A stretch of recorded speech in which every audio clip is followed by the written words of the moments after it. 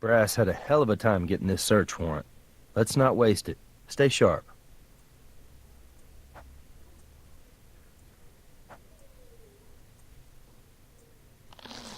Perks of the job, right?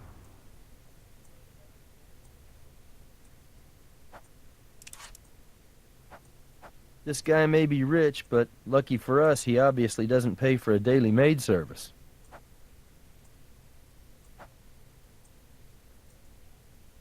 Look what we have here. Cosmetic fingernail, which looks as though it's fallen off, and taken a bit of the real nail with it.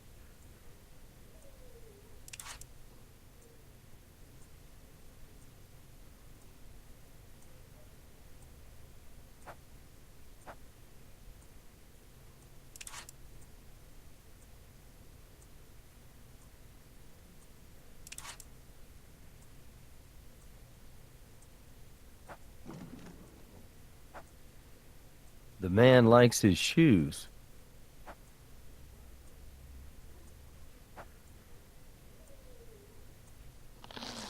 Mud on the shoes looks like it hasn't dried. It's fresh.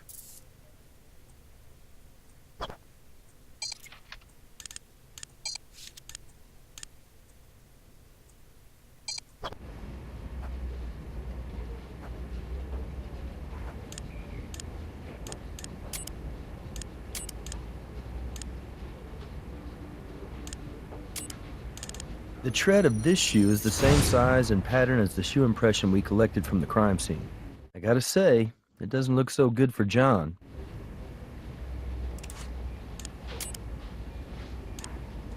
The tread of this shoe is the same size and pattern as the shoe impression we collected from the crime scene. I gotta say, it doesn't look so good for John.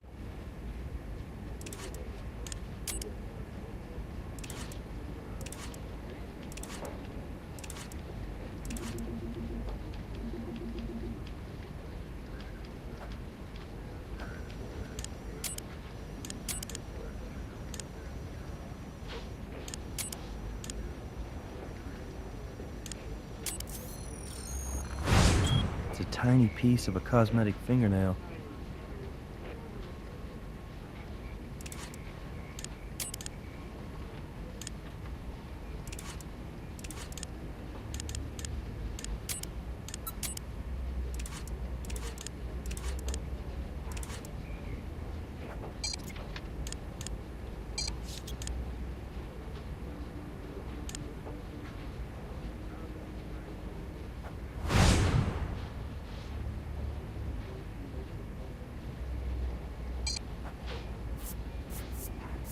Dirty job, but somebody's got to do it.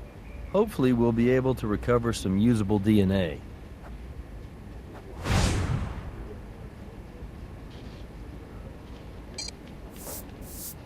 No fingerprints here. No fingerprints here. We don't need a cast of this. No fluids here. No fluids here. No fluids here. No fluids here. If we're lucky, we'll find out if she had a partner.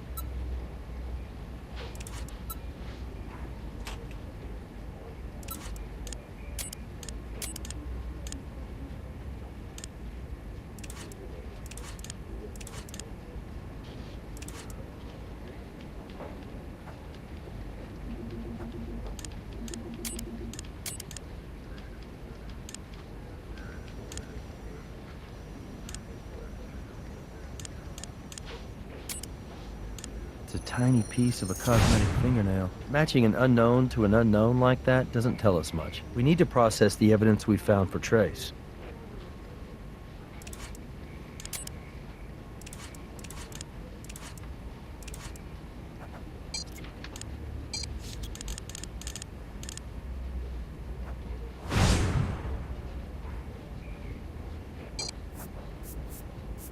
That sample may allow us to positively identify who the nail belongs to.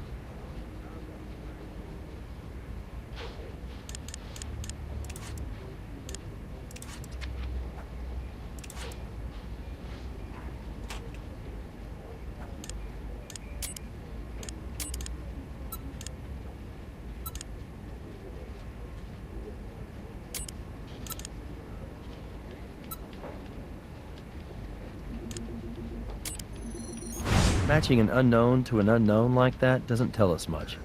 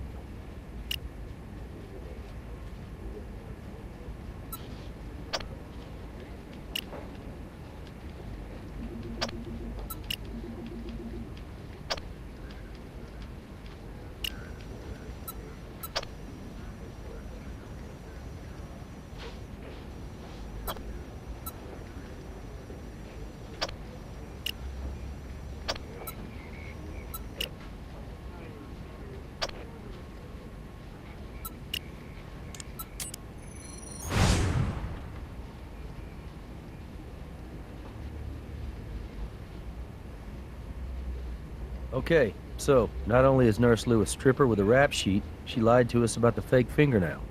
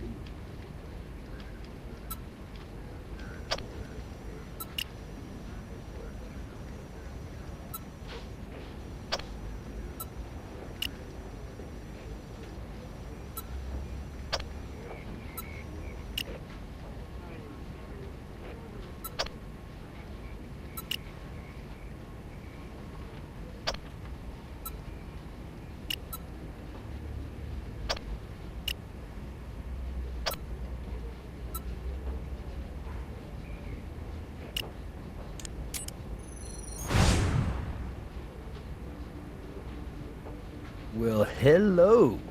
It's always the naughty nurse, right?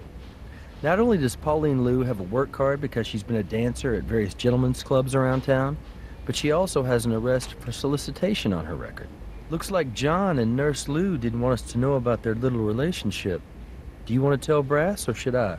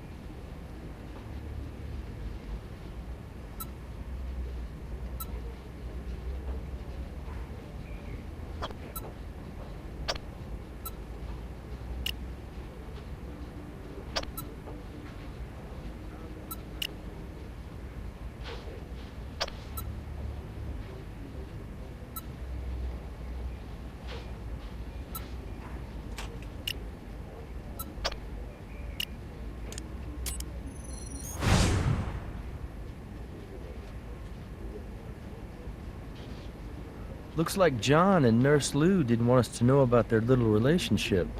Do you want to tell Brass, or should I?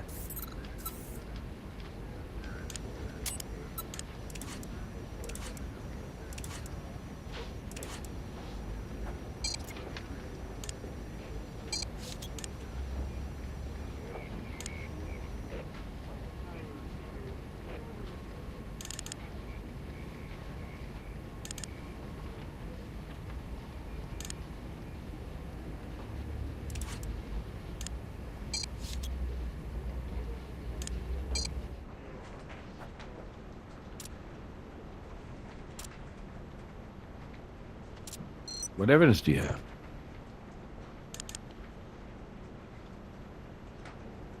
Pauline Lou and John Barrett were lovers.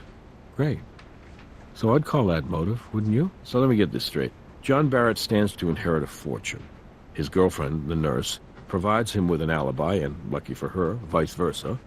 And on top of that, her intimate knowledge of the regulator unit gives the kid a great big opportunity for murder.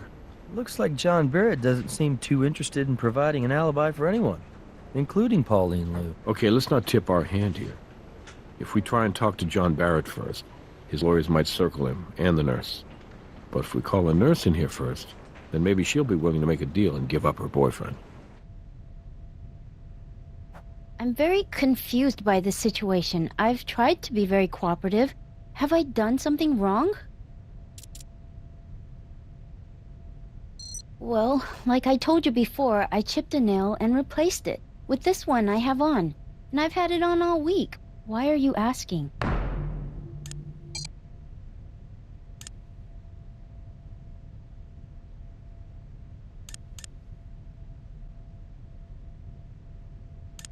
Pauline, we found your DNA on a cosmetic fingernail. Oh, that's right. You know what? When I first broke my nail, I put on a different replacement. But I didn't apply it right, so then I put this one on. In fact, I didn't even put this one on. The woman who does my nails did. But I don't see why any of this matters, because that was all like a week ago. Why are you asking me that? I'm a registered nurse, and Mr. Barrett hired me to provide hospice quality care to his sister.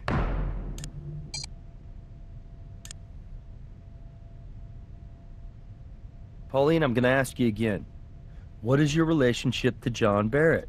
I think you know why I'm asking. Because according to the semen and vaginal contributions we found on this underwear, you and Mr. Barrett were very intimate. At least on one occasion. It's true. I love John. We've been together for some time now.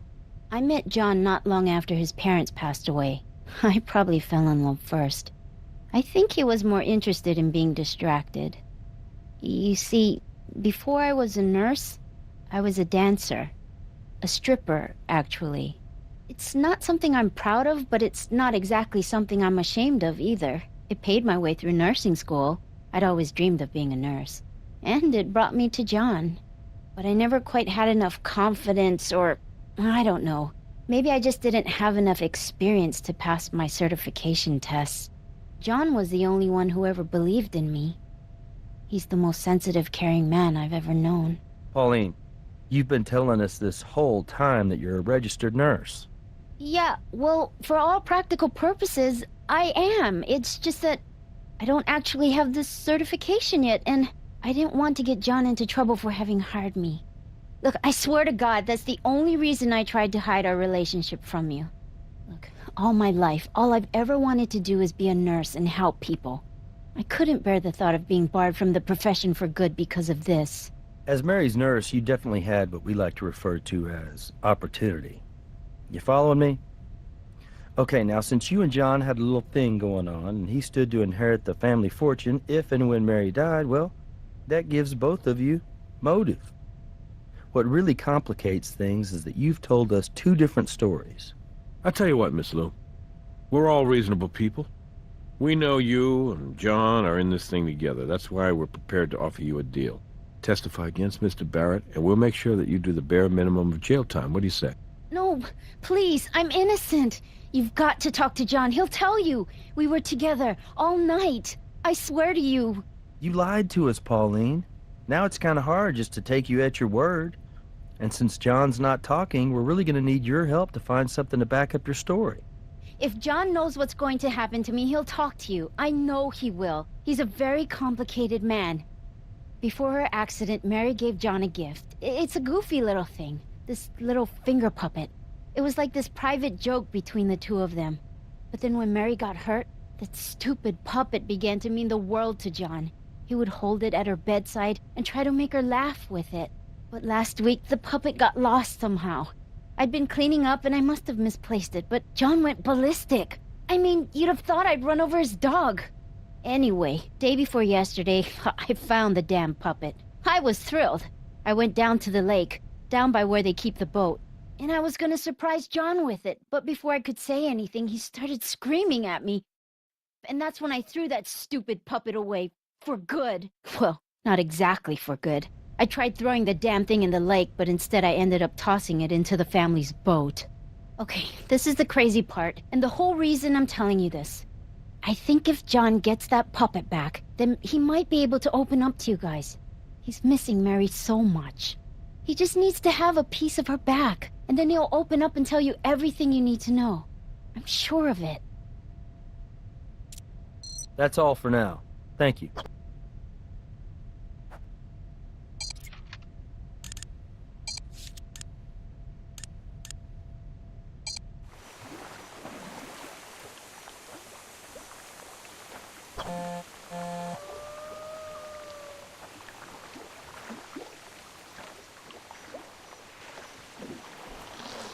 Okay, here's that little puppet Pauline was talking about. It's ridiculous. I mean, I don't mean to be disrespectful, but it's just really hard to believe this would mean so much to Mary's brother.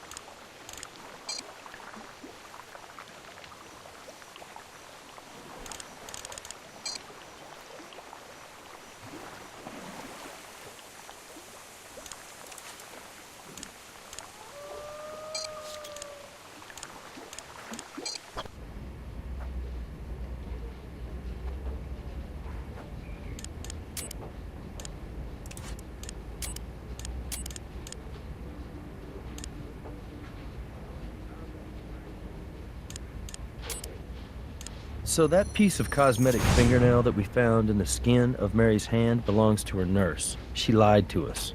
I wish I could say I was surprised.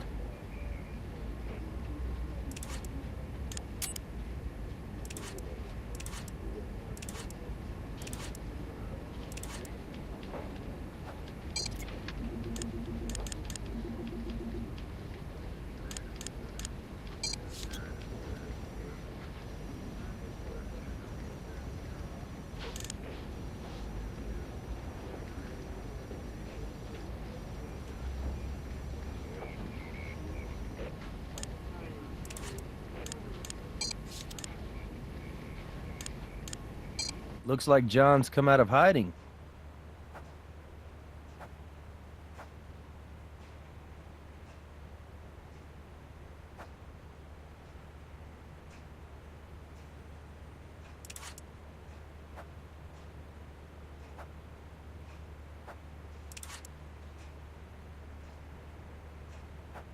Oh, God.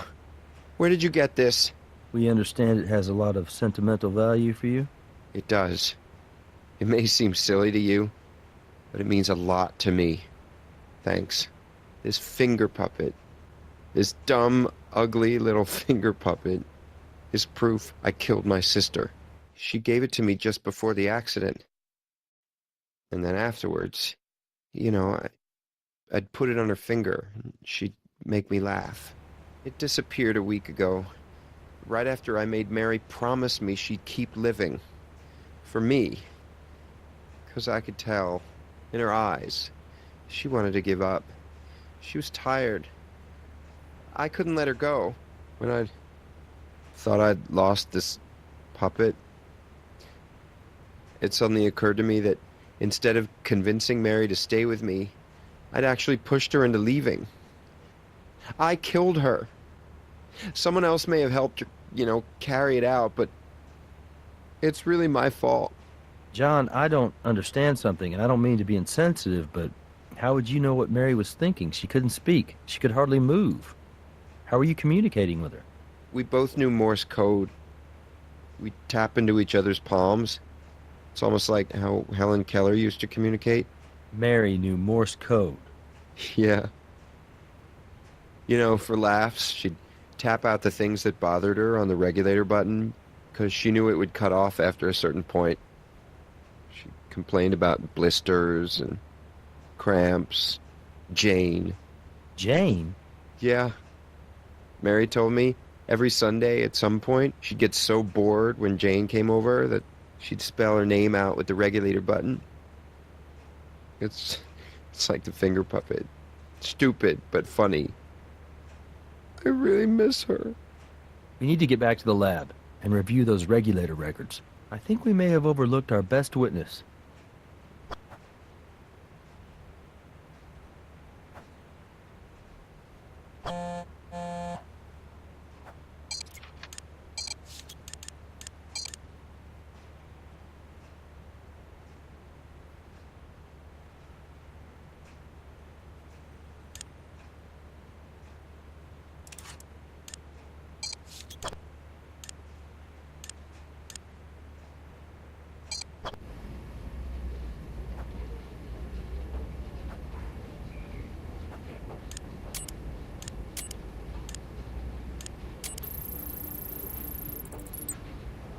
So here's what's bugging me.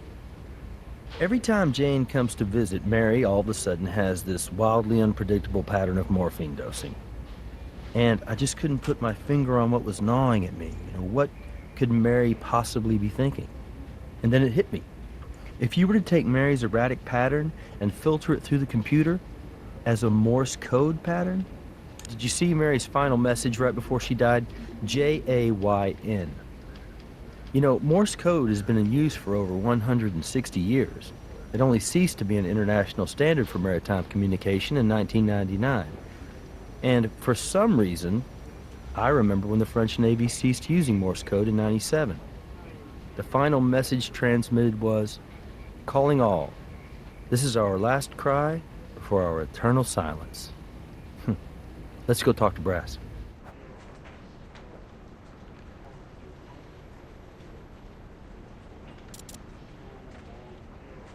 Based on what evidence?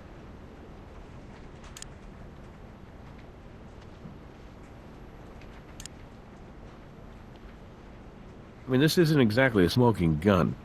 Jane Barrett may have had opportunity, but as far as we can tell, she hasn't got a motive. Now, our little John and Nurse Lou, they have motive. I'll see what I can do, but now that John's more willing to cooperate, why don't we talk to him and see if he lets something slip?